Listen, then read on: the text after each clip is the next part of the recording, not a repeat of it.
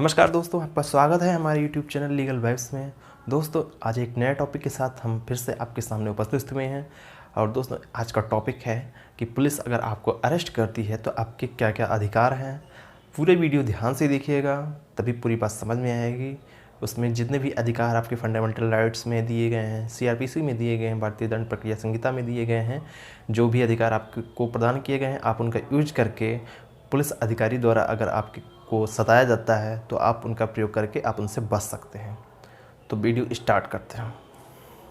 तो सबसे पहले बात करते हैं कि गिरफ्तारी किसे कहते हैं। तो कोई ऐसा व्यक्ति जिसने अपराध कारित किया है और पुलिस अधिकारी उसे पकड़कर थाने पे ले आती है। और इसमें देखते हैं कि अगर अपराध का प्रकार संज्ञेय है कि असंज्ञेय है। अगर संज्ञेय अपराध है तो पुलिस उसे कोर्ट में भेजती है और कोर्ट से जमानत मिलती है। अगर असंज्ञेय अपराध है तो पुलिस थाने से ही जमानत उसे प्रदान कर देती है। या कहें, अगर जमानती अपराध किया है उसने तो पुलिस थाने से ही जमानत उसे प्रदान करती है, और अगर अजमानती अपराध किया है तो उसे कोर्ट से ही परमिशन लेके मजिस्ट्रेट से जमानत प्रदान की जाती है। तो हम इसमें आगे बात करते हैं कि क्या अपराध के प्रकारों में जो नॉन वेलेबल ऑफेंस हैं या फिर वेलेबल ऑफेंस हैं, अगर पुलिस पकड़ती है तो उसे कितने टाइम तक निरुद्ध कर सकती है। तो इसमें बताया गया है संविधान में कि पुलिस 24 घंटे से अधिक आपको पकड़कर नहीं रख सकती है। अगर पुलिस आपको 24 घंटे से अधिक निरुद्ध रखती है तो उसे मुआवजा देना होगा। आप अपने अधिकारों का प्रयोग करके आप उससे मुआवजे की मांग कर सकते हैं। तो इसके बारे में भी आज आपको बताएंगे हम। तो बात करते हैं इसमें सबसे पहले कि विदाउट वारंट पुलिस आपको कब गिरफ्तार कर सकती है। तो इसमें बात आती है कि संज्ञेय अपराध होने की स्थिति में या फिर पुलिस को आशंका है कि आप आप संज्ञेय अपराध करने वाले हैं, या किसी ऐसे व्यक्ति के द्वारा फला व्यक्ति के द्वारा सूचित किया जाता है पुलिस को कि आप एक संज्ञेय अपराध करने वाले हैं, तो ऐसी स्थिति में पुलिस आपको गिरफ्तार कर सकती है, वो भी बिना वारंट। इसमें CRPC 151 के सबसेक्शन 1 में बताया गया है कि पुलिस आपको बिना वारंट आपको गिरफ्तार कर सकती है। लेकिन इसमें यह भी है 24 घंटे से अधिक निरुद्ध नहीं रख सकती। वो आपको 24 घंटे के बाद जमानत से थाने से ही छोड़ दिया जाता है आपको। एक क्वेश्चन आता है कि प्रिवेंटिव अरेस्ट किसे कहते हैं। तो प्रिवेंटिव अरेस्ट भी विदाउट वारंट अरेस्ट होता है। इसमें बिना वारंट के पुलिस गिरफ्तार कर सकती है CRPC के 151 के सेक्शन 1 में। ठीक है, इसमें पुलिस आपको बिना वारंट गिरफ्तार कर सकती है। इसी को प्रिवेंटिव अरेस्ट कहते हैं। आगे हम देखते हैं कि पुलिस आपको और कब गिरफ्तार कर सकती है बिना वारंट।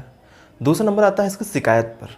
यदि कोई व्यक्ति आपके खिलाफ शिकायत कर देता है कि आप फला जगह आप घटना कारित करने वाले हैं, तो अगर आप घटना कारित करते हैं या नहीं करते हैं तो पुलिस आपको गिरफ्तार कर सकती है। और ये शिकायत करने वाला कोई और नहीं, पुलिस का मुखबिर होता है। जहाँ तक पुलिस का मुखबिर होता है, और दूसरा होता है जिसके यहाँ घटना घटित होने वाली है, आस पड़ोस के लोग उसकी आशय उसको सुनते हैं कि हाँ, ये व्यक्ति घटना कारित करने वाला है, तो उसके खिलाफ थाने पे संज्ञान लेने की एक सूचना देता है और पुलिस उसे गिरफ्तार कर लेती है।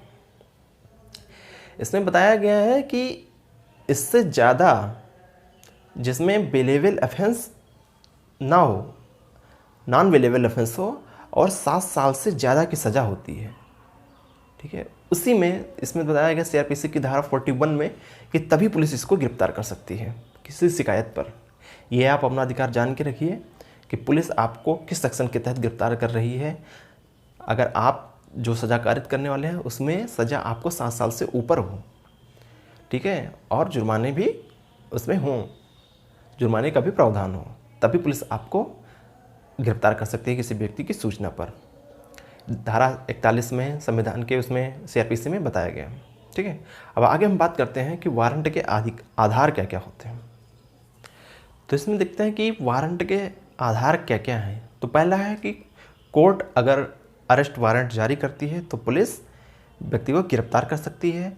इसमें वारंट के आधार पर वह व्यक्ति उसके घर की तलाशी भी ले सकती है, और अगर ज़रूरत पड़ती है तो उसके सामानों को जब्त भी कर सकती है। ऐसा कोर्ट के वारंट में होता है। अब दूसरे नंबर पर बात करते हैं कि गिरफ्तारी पर संविधान क्या कहता है। एक नया टॉपिक है, इसमें समझिए, एक इम्पॉर्टेंट क्वेश्चन है कि संविधान क्या कहता है गिरफ्तारी पर। तो हम बताते हैं कि संविधान का अनुच्छेद 21 कहता है कि कानूनी प्रक्रिया के अतिरिक्त उसके जीवन व व्यक्तिगत स्वतंत्रता के अधिकार से वंचित नहीं किया जा सकता है।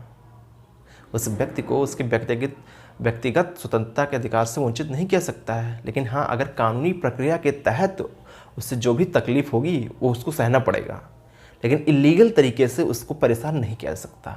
ये उसके व्यक्तिगत स्वतंत्रता का अधिकारों का हनन माना जाएगा। तो इसमें अनुच्छेद 22 भी कहता है कि 24 घंटे से ज़्यादा व्यक्ति को निरुद्ध नहीं रखा जा सकता है। अगर उससे गिरफ्तार करते हैं तो 24 घंटे के भीतर ही उसे मजिस्ट्रेट के सामने प्रस्तुत किया जाता है। लेकिन हाँ, कुछ वादों में जैसे बता रहे हैं कि लॉफुल असेंबलीज़ हैं, जैसे इसमें कि अगर देशद्रोह का मैटर है, कोई ऐसा मैटर है जिससे देश को खतरा है, समाज को खतरा है, तो उसमें पुलिस उसको 24 घंटे से ज़्यादा निरुद्ध कर सकती है। लेकिन कब? जब मजिस्ट्रेट आदेश देता है, मजिस्ट्रेट से उसको आदेश लेना होता है कि हाँ, अब मुझे इसको 24 घंटे से ज़्यादा निरुद्ध रखना है, लेकिन उसमें वहाँ प्रस्तुत करना पड़ेगा। आपको प्रस्तुत करने के बाद में मजिस्ट्रेट के ऊपर डिपेंड करता है कि वो आपको कितनी दिन तक रिमांड में भेजता है अपराधी को। इसमें अगर मैटर बड़ा है तो 30 दिन या फिर 90 दिन, इसमें डिपेंड करता है कि मजिस्ट्रेट को कि कितने दिन की, जिस आधार पे वह रिमांड का दिन या फिर रिमांड का टाइम मांगेगा, उसी बेस को देखते हुए मजिस्ट्रेट उसे रिमांड में लेने की इतने दिन की इजाज़त देता है। तो आगे हम बात करते हैं कि अपराधियों की या फिर व्यक्ति के अधिकार क्या क्या होते हैं। तो सबसे पहले बात आती है कि पुलिस आपकी रक्षा करने के लिए है, आपको परेशान करने के लिए नहीं है। पुलिस समाज में, सोसाइटी में लॉ एंड ऑर्डर मेंटेन करने के लिए होती है, ना कि किसी को परेशान करने के लिए, ना कि मुकदमा चलाने के लिए होती है।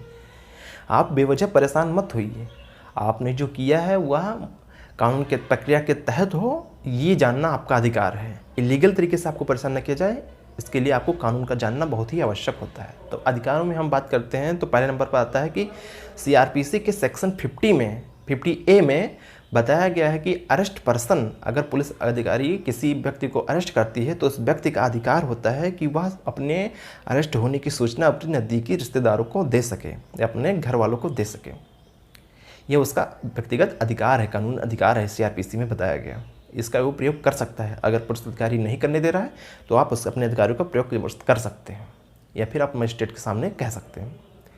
और दूसरे नंबर पर आता है कि CRPC के सेक्शन 41D में बताया गया है कि अरेस्ट पर्सन को अपने वकील से मिलने का अधिकार प्रदान किया गया है। जो व्यक्ति गिरफ्तार होता है उसमें उसे अपने वकील के द्वारा अपनी बात रखने का अधिकार प्रदान किया गया है। इस बात से पुलिस अधिकारी आपको मना करे तो अपने अधिकारों का प्रयोग कर सकते हैं, आप डरिए मत उससे।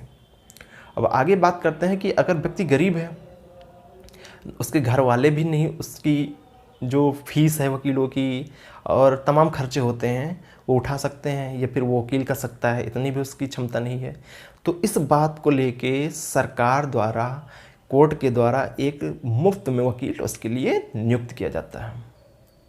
ये एक प्रक्रिया है, इस बात को आप समझिए। आपके पास पैसे नहीं है अगर वकील करने के लिए या फिर मुकदमा लड़वाने के लिए प्राइवेट वकील हायर करने के लिए, तो आप कोर्ट से मांग कर सकते हैं कि मेरे पास, मैं गरीब हूँ, आप मुझे मुफ्त में न्याय दिलाइए। तो इसे मुफ्त में न्याय कहते हैं। ये हर स्तर पर होता है, जिला न्यायालय स्तर पर, तहसील में होता है, हाई कोर्ट में होता है, सुप्रीम कोर्ट में होता है, सभी स्तर पर होता है। आप कहीं भी अपने मुफ्त वकील कर सकते हैं। तो इसमें हम दोस्तों आज इतना ही बताएंगे आपको। नेक्स्ट टॉपिक इसका पार्ट 2 हम जल्द लेकर आने वाले हैं।